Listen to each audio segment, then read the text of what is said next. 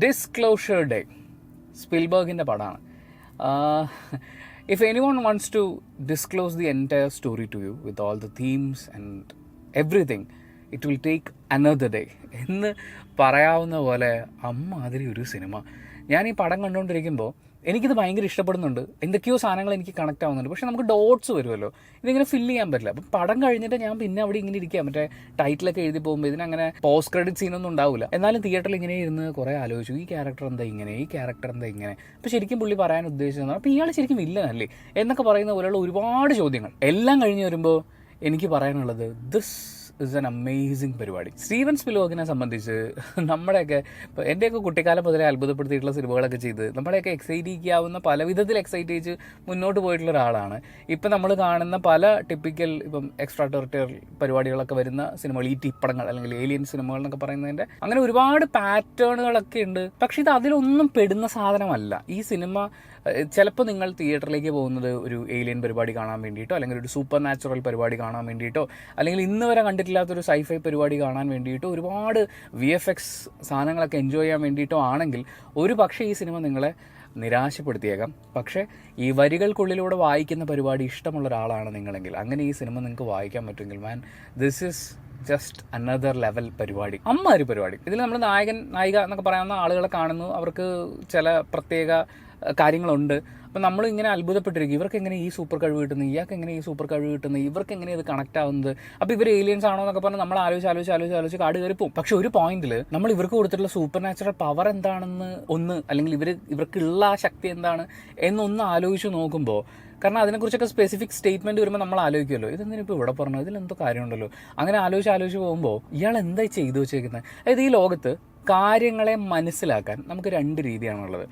ഒന്ന്, അതിനെ completely logically understand ചെയ്യാൻ നോക്കാം. അതായത് ഭയങ്കര ക്രിട്ടിക്കലായിട്ട് ഇമോഷൻസ് അറ്റാച്ച് ചെയ്യാതെ നമുക്കൊരു കാര്യത്തിന് വായിക്കാം. കണക്ക് പോലെ, കണക്കിനകത്ത് ഒരു ഇമോഷൻസും ഇല്ല. കണക്ക് ജസ്റ്റ് ട്രൂത്ത്, അബ്സല്യൂട്ട് ട്രൂത്ത് എഴുതി വെച്ചിരിക്കുന്നു, അത് അങ്ങനെയാണ്, അതിൻ്റെ അപ്പുറത്തേക്ക് വേറെ ഒന്നുമില്ല. അല്ലെങ്കിൽ നമുക്ക് ഡിറൈവ് ചെയ്തൊക്കെ വരാൻ പറ്റുന്ന അതിന് ഇമോഷൻസ് ഇല്ല. മറ്റൊന്ന് ഈ ഇമോഷൻസ് വെച്ച് നോക്കുക എന്നുള്ളതാണ്. അവിടെയാണ് നമ്മൾ മനുഷ്യരെ റീഡ് ചെയ്യാൻ പറ്റുക, മനസ്സിനെ റീഡ് ചെയ്യാൻ പറ്റുക എന്ന് പറയുന്ന ഒരു സാധനം വരുന്നത്. അപ്പോൾ ഏതൊരു കാര്യത്തിനെ നമ്മൾ നോക്കിക്കാണുമ്പോൾ ആ കാര്യത്തെ നോക്കിക്കാണുന്നതിലൂടെ നമ്മുടെ അറിവ് പൂർണ്ണമാകുന്നത് അനലിറ്റിക്കലായിട്ട്, അല്ലെങ്കിൽ നമ്മൾ മാത്സ് എന്നൊക്കെ പറയുന്ന പോലെ ഇമോഷൻ ഇല്ലാതെ നമ്മൾ അതിനെ ലോജിക്കലി നോക്കുന്നതും പിന്നെ ഇമോഷൻസും കൂടി ചേർത്ത് വായിക്കുമ്പോഴാണ്, ഇത് രണ്ടും ചേരുമ്പോഴാണ് അത് കറക്റ്റ് ആവുന്നത്. ആൻഡ് ആ ഇമോഷൻസിലേക്ക് വരുമ്പോൾ നമ്മുടെ നായിക കുറേ തവണ പറയുന്നൊരു കാര്യമുണ്ട്, I know U,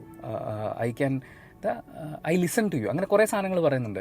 she is actually listening people.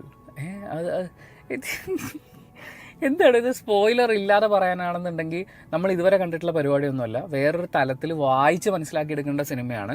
പ്രത്യേകിച്ച് ക്ലൈമാക്സ് ചില ആളുകൾക്ക് ഇപ്പോൾ തിയേറ്ററിലാണെങ്കിലും എന്താ എന്ന് പറയുന്ന പോലത്തെ ഒരു സാധനം ഞാൻ കേട്ടിട്ടുണ്ടായിരുന്നു. അബ്രപ്റ്റായിട്ട് നിൽക്കുന്ന പോലെയൊക്കെ ചിലർക്ക് തോന്നും. പക്ഷേ ലിസൺ, അതാണ് ശരിക്കും, അതല്ല abrupt cut, that is the cut. അത് മനസ്സിലാക്കുന്ന പോയിന്റിൽ ഈ പടം നിങ്ങൾക്ക് വേറെ ലെവലായിരിക്കും.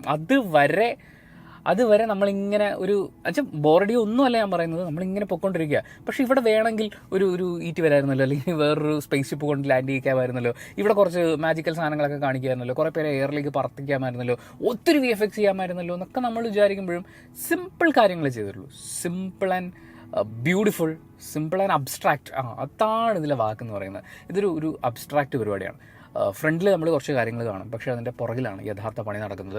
Characterisations beautiful, concept അതിഭീകരമായിട്ട്. എന്ന് വെച്ചാൽ എത്രയോ വർഷങ്ങൾക്ക് മുമ്പ് വരെ ഇവിടെ ഏലിയൻസ് വരാറുണ്ടായിരുന്നു എന്നുള്ളത് ഇത്രയും ബിലീവബിൾ ആയിട്ട് കാണിക്കുക എന്ന് പറയില്ലേ, അതിന് മാത്രം VFX ഇട്ട് മരിച്ചൊന്നുമില്ല. ഇതിനു മുമ്പ് ഇങ്ങനെയൊക്കെ ചെയ്തു വെച്ചിട്ടുള്ളത് വെച്ച് നോക്കുമ്പോൾ ഇത് ജുജുബി അത്രേ ഉള്ളൂ. അത് വെച്ച് കൺവിൻസ് ചെയ്യുക.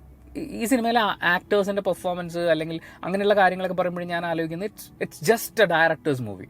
പുള്ളി കാണുന്ന പടം അങ്ങനെ നമ്മളെ ഫീൽ ചെയ്യിപ്പിച്ചിട്ടുണ്ട്. അതിന് വേണ്ടിയിട്ട് ഇവരൊക്കെ നിന്ന് പെർഫോം ചെയ്യുന്നു, അത് നമുക്ക് മനസ്സിലാവും. It's A complete directors movie. And അയാൾക്ക് കുറേ കാര്യങ്ങൾ നമ്മളോട് പറഞ്ഞു തരാനുണ്ടായിരുന്നു, അത് മുഴുവൻ ബ്യൂട്ടിഫുൾ ആയിട്ട് പറഞ്ഞിട്ടുണ്ട്.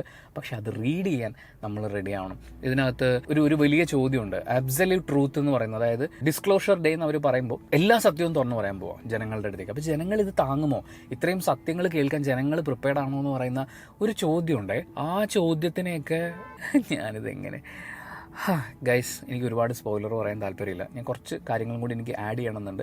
സോ സിനിമ കാണണോ വേണ്ടോ എന്ന് ചോദിച്ചു കഴിഞ്ഞാൽ ഇറ്റ്സ് എ ഡിഫറെൻറ്റ് പരിപാടി. അത് അങ്ങനെ തന്നെ എൻജോയ് ചെയ്യാൻ നിങ്ങൾക്ക് പറ്റുമെങ്കിൽ, നിങ്ങൾക്ക് അങ്ങനെ റീഡ് ചെയ്യാൻ പറ്റുമെങ്കിൽ just go to the theatres. And ഇന്ന് തിയേറ്ററിൽ ഫോൺ മുഴുവൻ പച്ചലയും കത്തിച്ചിട്ട് ഒരു മെനകെട്ടവൻ വന്നിരിപ്പുണ്ടായിരുന്നു. അവൻ്റെ ഫോണിലെ എല്ലാ ലൈനും കാണത്തക്ക രീതിയിൽ നമുക്കിങ്ങനെ, അവൻ വാട്സപ്പ് അയക്കുന്നതൊക്കെ നമുക്ക് കാണാം. അവൻ സ്ക്രീൻ റെക്കോർഡ് ചെയ്തിട്ട് അയച്ചു കൊടുക്കുന്നു, അവൻ ബന്ധുക്കളെ കൂട്ടുകാരൊക്കെ മെസ്സേജ് അയക്കുന്നു, ഇതൊക്കെ നമുക്കിരുന്ന് കാണാം. അങ്ങനത്തെ മെനകെട്ട സ്വഭാവം നിങ്ങൾക്കുണ്ടെങ്കിൽ please don't go to the theatres to എന്താ പറയുക സ്പോയിൽ അതേഴ്സ് എക്സ്പീരിയൻസ്. എന്നിട്ട് അവന്മാരിരുന്ന് വർത്താനം പറച്ചിലായിരുന്നു. ഫസ്റ്റ് ഹാഫ് കഴിഞ്ഞപ്പോൾ ആ ദുരന്തങ്ങൾ എണീറ്റ് പോയി എന്ന് തോന്നുന്നു. പിന്നീട് ഞാൻ ഫോണിൻ്റെ ലൈറ്റ് ഒന്നും കണ്ടില്ല. പിന്നെ സെക്കൻഡ് ഹാഫിലേക്ക് വരുമ്പോൾ കുറച്ചും കൂടി അടുത്ത ലെവൽ ഓഫ് ഇൻട്രസ്റ്റിംഗ് ഫാക്റ്റിലേക്ക് വരുന്നുണ്ട്.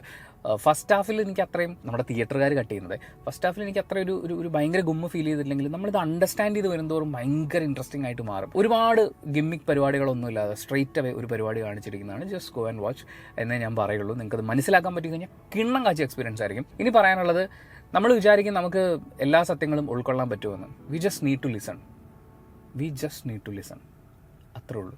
കേൾക്കുക, മനുഷ്യരെ കേൾക്കുക, ഇമോഷൻസ് കേൾക്കുക, യാഥാർത്ഥ്യങ്ങളെ മനസ്സിലാക്കുക, സത്യങ്ങളെ ഈ പറയുന്ന രണ്ട് കാര്യങ്ങളെയും വെച്ച് അനലൈസ് ചെയ്യുക എന്ന് പറയുന്ന ഒരു സാധനം, അത് പറഞ്ഞു തരാൻ വേണ്ടി ഏലിയൻസ് വരുന്നു എന്ന് പറയുന്ന പോലെ, അല്ലെങ്കിൽ ഏലിയൻസ് അതാണ് നമ്മളോട് പറയാൻ ശ്രമിച്ചത്. അല്ലെങ്കിൽ ഇത്രയും നാൾ മൂടി വെച്ച് ഇത് എങ്ങനെയൊക്കെയാണ്, അത് പല രീതിയിൽ. ചിലപ്പോൾ ഞാൻ ഈ പറയുന്ന ഒന്നും ശരിയായിരിക്കില്ല കേട്ടോ, തെറ്റായിട്ടായിരിക്കും ഞാൻ ഈ സിനിമ റീഡ് ചെയ്തത്. പക്ഷേ എനിക്ക് തോന്നുന്നത് അങ്ങനെയാണ്. കുറച്ച് രസമുള്ള സാധനങ്ങളുണ്ട്. നമ്മളിലെ കുട്ടിയെ ഒരു പെർട്ടിക്കുലർ സാധനത്തിൽ ഒത്തിരി ഗ്രാഫിക്സ് ഒന്നും ഇല്ലാതെ ഒരു ചെറിയ പരിപാടിയാണ് ചെയ്തേക്കുന്നത്. എനിക്കത് കണ്ടപ്പോൾ തോന്നി ഇതിനും അപ്പുറകെയൊക്കെ ചെയ്യാൻ പറ്റുമായിരുന്നല്ലോ. പിന്നെ എന്തിനാണ് ചെയ്ത്? നമ്മുടെ ഉള്ളിലെ കുട്ടിയാണ്, അതായത് ആ പെർട്ടിക്കുലർ സീക്വൻസ് മുതൽ നമ്മൾ കുഞ്ഞിനെ കണ്ടുകൊണ്ട്, ഐ മീൻ കുട്ടിക്കാലം അവിടം തൊട്ടാണ് നമ്മളിത് കണ്ടു തുടങ്ങുന്നത്. ആ ഒരു പെർട്ടിക്കുലർ സമയത്ത് നമ്മുടെ ഉള്ളിലെയും കുഞ്ഞ് ഓണാണ്. ആ കുഞ്ഞിനെ രസിപ്പിക്കുന്ന കുറച്ച് നൊസ്റ്റാൾജിയൊക്കെ ഉണർത്തുന്ന കുഞ്ഞു കാര്യങ്ങളൊക്കെ, കുറച്ച് പട്ടാളക്കാർ ഇൻവിസിബിൾ പരിപാടികളൊക്കെ ആയിട്ട് അത് ഭയങ്കര രസമായിട്ട് ചെയ്തിട്ടുണ്ട്. ആൻഡ് കുട്ടികൾ എന്ന് പറയുന്നൊരു സാധനം അതിനകത്തേക്ക് വരുന്നു.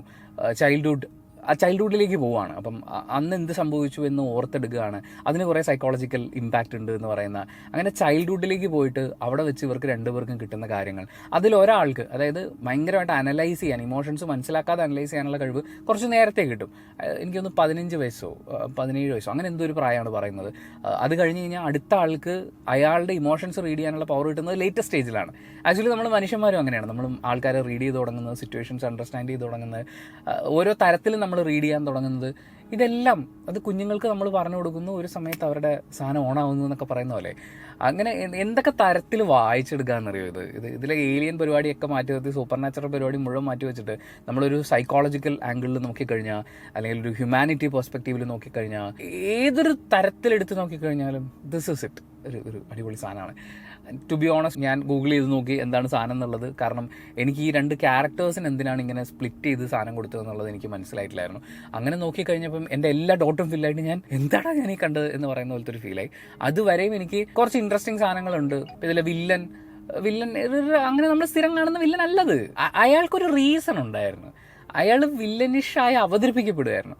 അയാളെയും നമ്മൾ അയാളുടെ പെർസ്പെക്റ്റീവിൽ കാണുക എന്നുള്ളതാണ് സിനിമ നമ്മളോട് പറയുന്നത്. നായിക അയാളുടെ കൈ പിടിക്കുമ്പോൾ അയാളുടെ മുന്നിലേക്ക് വൈഫ് വരുന്നത്, ഇത് ഭയങ്കര സാധനമാണ്. ഞാനിപ്പോൾ പടം കഴിഞ്ഞ് ഇറങ്ങിയിട്ട് വളരെ കുറച്ച് മിനിറ്റുകളെ ആവുന്നുള്ളൂ. പോസ്റ്റ് ക്രെഡിറ്റ് ഒക്കെ വരുന്ന സമയത്ത് കുറച്ച് നേരം ഇരുന്ന് ആലോചിച്ചു. അത് കഴിഞ്ഞ് ജസ്റ്റ് ഗൂഗിൾ ചെയ്തു. പോസ്റ്റ് ക്രെഡിറ്റ് കഴിഞ്ഞ് നേരെ ഇറങ്ങി, നേരെ ക്യാമറ ഓൺ ചെയ്ത് ഷൂട്ട് ചെയ്തു. അതുകൊണ്ടാണ് ഒരു സ്ട്രക്ചറും ഇല്ലാതെ ഞാൻ എന്തൊക്കെയോ പറയുന്നത്. എൻ്റെ മനസ്സിൽ ഒരുപാട് തോട്ട്സ് ഉണ്ട്. മേ ബി നമുക്കിതിനെക്കുറിച്ച് ഇനിയും സംസാരിക്കാം. കാരണം it's about listening, it's about understanding, it's about empathy, humanity, കുറേ ഉണ്ട് പറയാൻ വേണ്ടിയിട്ട്. സോ നമുക്ക് അതിനെക്കുറിച്ചൊക്കെ സംസാരിച്ച് മറ്റൊരു വീഡിയോ ചെയ്യാം. അപ്പോൾ thank you so much for watching this video. ഇഷ്ടപ്പെട്ടാൽ ലൈക്ക് ചെയ്യുക, കമൻറ്റ് ചെയ്യുക, ഷെയർ ചെയ്യുക, സബ്സ്ക്രൈബ് ചെയ്യുന്ന കാര്യവും ഹൈപ്പ് ചെയ്യുന്ന കാര്യവും പരിഗണിക്കുക. ഞാൻ ഈ പറഞ്ഞതിൽ എന്തെങ്കിലുമൊക്കെ തെറ്റുകുറ്റങ്ങളുണ്ടെങ്കിൽ, പറഞ്ഞത് മാറിപ്പോയിട്ടുണ്ട് എന്നുണ്ടെങ്കിൽ തീർച്ചയായിട്ടും നിങ്ങൾക്ക് കമൻറ്റ് ബോക്സിൽ രേഖപ്പെടുത്താം. നമുക്ക് അതിനെക്കുറിച്ച് സംസാരിക്കാം. അപ്പോൾ ശരി, ബൈ.